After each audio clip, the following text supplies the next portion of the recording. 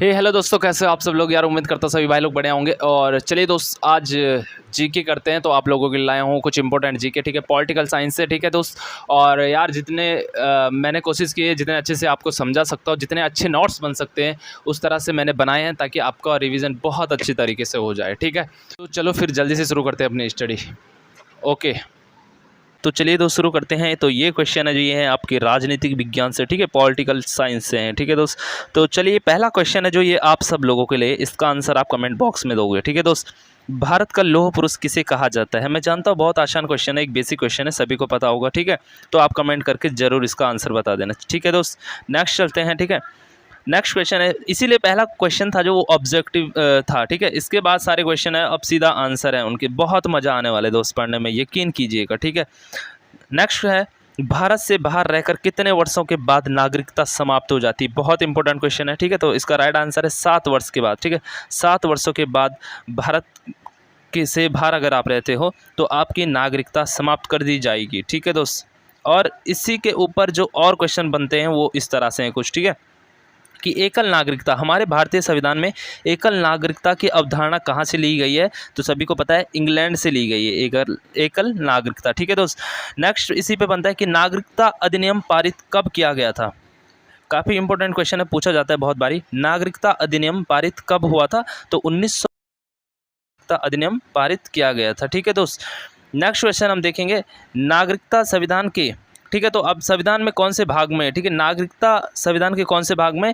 तो भाग 2 में आपका नागरिकता है, ठीक है दोस्त। और कौन से अनुच्छेद से? तो अनुच्छेद 5 से अनुच्छेद 11 तक, ठीक है। भाग 2 अनुच्छेद 5 से अनुच्छेद 11 तक आपका नागरिकता से रिलेटेड है, ठीक है दोस्त। नेक्स्ट क्वेश्चन है इस पे कि भारत का प्रथम नागरिक, बहुत बारी पूछा जाता है कि भारत का प्रथम नागरिक कौन होता है? तो भारत का प्रथम नागरिक राष्ट्रपति होता है, ठीक है दोस्त। देखो दोस्तों, मैंने शॉर्टकट में लिखा है क्योंकि इतना तो यार आप पढ़ रहे होंगे, ठीक है, इतना तो समझ आ ही जाएगा, ठीक है। इतना क्वेश्चन तो बनाने की ज़रूरत नहीं कि भारत का प्रथम नागरिक कौन होता है, ठीक है। इतना लॉन्ग लिखूंगा तो बहुत टाइम लग जाएगा, ठीक है।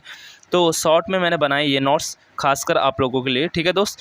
तो चलिए दोस्त नेक्स्ट हम देखते हैं। नेक्स्ट क्वेश्चन है, भारत रत्न सम्मान देने की प्रक्रिया कब से शुरू हुई थी? इंपॉर्टेंट क्वेश्चन है, भारत रत्न सम्मान देने की प्रक्रिया कब से शुरू हुई थी? 2 जनवरी 1954, 2 जनवरी 1954 से भारत रत्न देने की प्रक्रिया शुरू हुई थी, ठीक है। तो किसने की थी? ठीक है, ये उस समय हमारे जो राष्ट्रपति थे वो थे डॉक्टर राजेंद्र प्रसाद, ठीक है। कौन थे? डॉक्टर राजेंद्र प्रसाद जी थे, और इन्होंने ही शुरू की थी भारत रत्न सम्मान देने की प्रक्रिया, ठीक है। सबसे पहले किसे दिया गया? तो सबसे पहले दिया गया था चक्रवर्ती राजगोपालाचार्य को, ठीक है। कब? 1954 में दिया गया, ठीक है। चक्रवर्ती राजगोपालाचार्य को सबसे पहले दिया गया, और उसी सन में डॉक्टर सर्वपल्ली राधाकृष्णन को भी दिया गया, ठीक है। और डॉक्टर चंद्रशेखर वेंकट रमन को भी दिया गया था। ये वैज्ञानिक हैं, ठीक है। 3rd नंबर पे जो ये क्या है? वैज्ञानिक है, ठीक है दोस्त। नेक्स्ट क्वेश्चन है, 3 कठिया व्यवस्था किस आंदोलन से संबंधित है? 3 कठिया व्यवस्था किस आंदोलन से संबंधित है? तो ये चंपारण आंदोलन से संबंधित है। और चंपारण आंदोलन कब हुआ था? तो ये हुआ था 1917 में, ठीक है। इंपॉर्टेंट क्वेश्चन है। और सबसे पहले तो टॉपिक ये समझना है हमने, 3 कठिया व्यवस्था क्या थी दोस्त? तो ये था कि अपनी भूमि में किसानों को उनकी भूमि में 3 कट्टे प्रति बीघा नील की खेती करनी होती थी, जरूरी था, ठीक है। तो नील की खेती के लिए ये चंपारण आंदोलन चला था, ठीक है। और चंपारण कहाँ है? बहुत बारी पूछा जाता है, तो ये बिहार में है, ठीक है दोस्त। चंपारण कहाँ है? आपका बिहार में आता है, ठीक है। और एक और क्वेश्चन इसी में से बन जाता है गांधी युग से, ठीक है, कि महात्मा गांधी जी का पहला सत्याग्रह कौन सा था भारत में, ठीक है दोस्त। तो भारत में महात्मा गांधी जी का पहला सत्याग्रह था जो वो था चंपारण आंदोलन, ठीक है। यहीं इन्होंने अपना पहला सत्याग्रह किया, ठीक है दोस्त। अगर दोस्त लग रहा है कि हाँ अच्छे से रिवीजन हो रहा है, मज़ा आ रहा है, तो प्लीज़ एक लाइक ज़रूर कर देना यार, ठीक है। और जो नए हैं तो चैनल को सब्सक्राइब कर देना, ठीक है।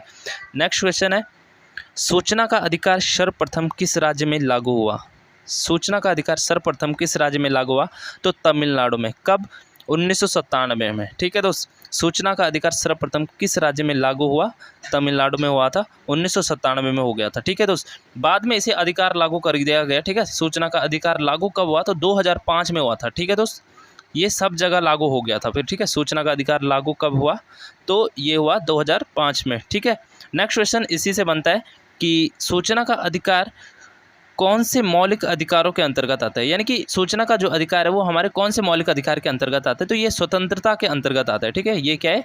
हमारे स्वतंत्रता का जो मौलिक अधिकार है उसके अंतर्गत आता है, ठीक है। यानी कि 19 से अनुच्छेद 19 से 22 तक हमारा स्वतंत्रता का मौलिक अधिकार है ना। और अनुच्छेद 19 में क्या है, बोलने की स्वतंत्रता है, ठीक है। अनुच्छेद 19 में क्या है, बोलने की स्वतंत्रता है, बहुत बारी पूछा जाता है, ठीक है।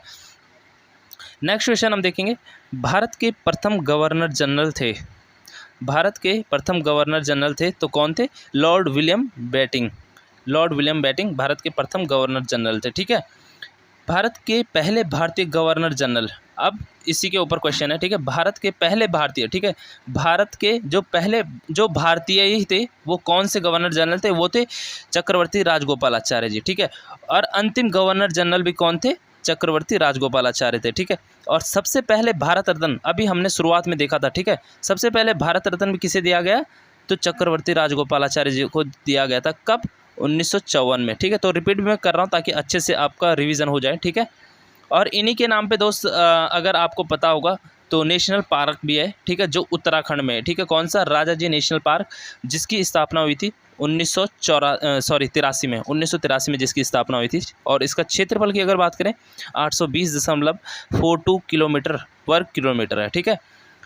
और इसकी विस्तार की बात करें, ठीक है, तो ये 3 जनपदों में फैला हुआ है, ठीक है, पौड़ी, गढ़वाल, देहरादून और हरिद्वार जनपद में ये फैला हुआ है, ठीक है दोस्त। आई होप दोस्तों, उम्मीद करता हूँ आपका रिवीजन बहुत अच्छी तरीके से हो रहा होगा और मैंने कोशिश की यार जितना अच्छे से हो सके ना मैं आपको समझा सकूँ, एक क्वेश्चन के ऊपर 4-4, 5-5 क्वेश्चन उसी से रिलेटेड, ठीक है। इससे आपका रिवीजन और मजबूत होता जाएगा, ठीक है दोस्त। तो यार आज तो पहली वीडियो थी तो इसीलिए कम क्वेश्चन है, आगे आगे क्वेश्चन भी बढ़ाते रहेंगे, ठीक है, फिर और अच्छे से अपना रिवीजन करते रहेंगे बहुत अच्छे तरीके से, ठीक है दोस्त। अगर वीडियो अच्छी लगी तो लाइक कर देना यार, और नहीं तो चैनल को सब्सक्राइब कर देना, सपोर्ट करो अपने भाई को, ठीक है दोस्तों। तो ठीक है भाई लोगों, फिर मिलता हूँ नेक्स्ट वीडियो में। थैंक यू सो मच, जय महादेव।